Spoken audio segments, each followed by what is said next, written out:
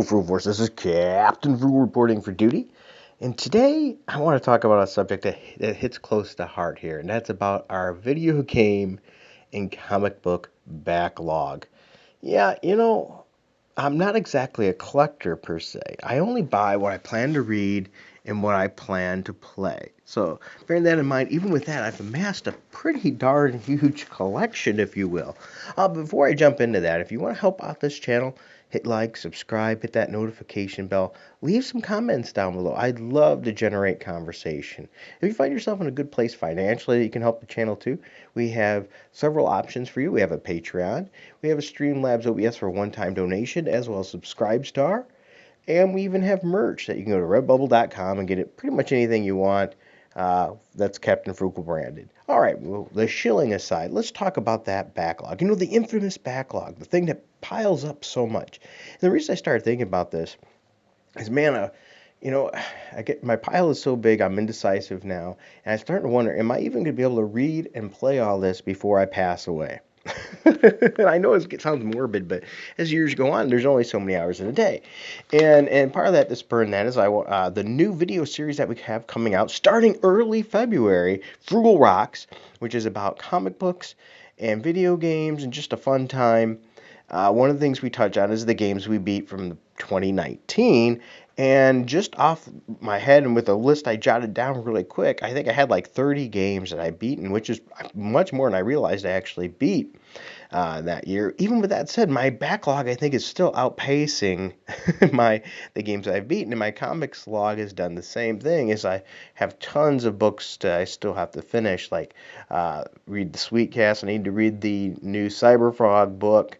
I mean, I've got a ton, and I buy them with the full intent to read them, and I can't wait to. It's just, you have so many. So I'm curious, do you find it yourself doing that too? You buy these things like games and comics with the full intent to play them or read them. It's just hard to ever get to them because maybe you have so many. That's the case I'm running into. Anyway, I just have piles and piles.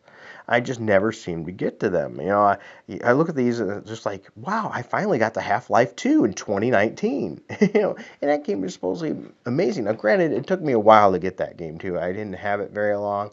But, I was looking for the right price on it. But, man, I've got Halo 2 that I still haven't played. Yes, I know, don't shoot me. I know I lose some credit there.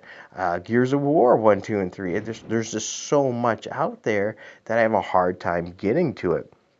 Now, and then when you do finally get to it, sometimes maybe it was on an older system, and so now it doesn't look good on your new TV. So then you have to buy additional hardware or things to play it. For example, if you want to play a PlayStation 1 game, maybe you can get to play it on the PlayStation 3. Might be your best way because then you could use it out of HDMI. But if you want to play PlayStation 2, unless you have an original lineup of PlayStation 3, yours is not going to play it.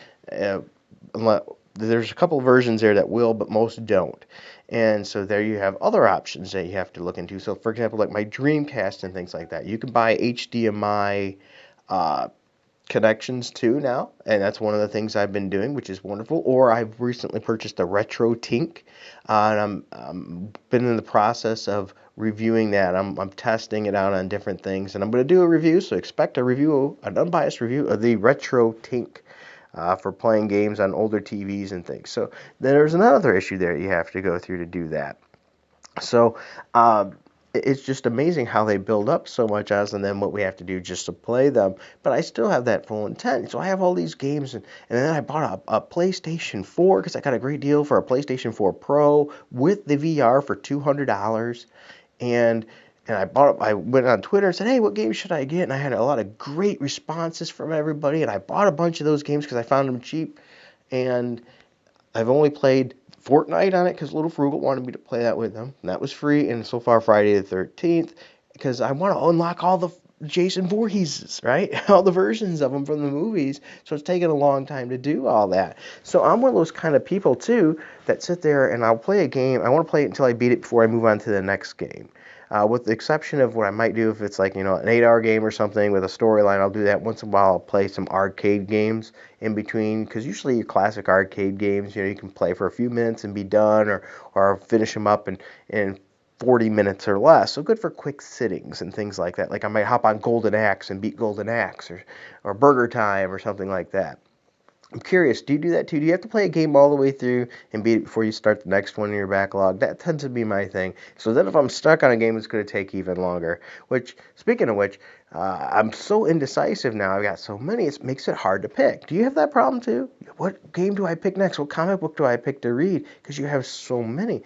Such to the point that sometimes it'll take me a week or two after I beat a game just to figure out what game I'm going to play next. Just I'll sit there and look at them and go, I'll think of it and play another one later.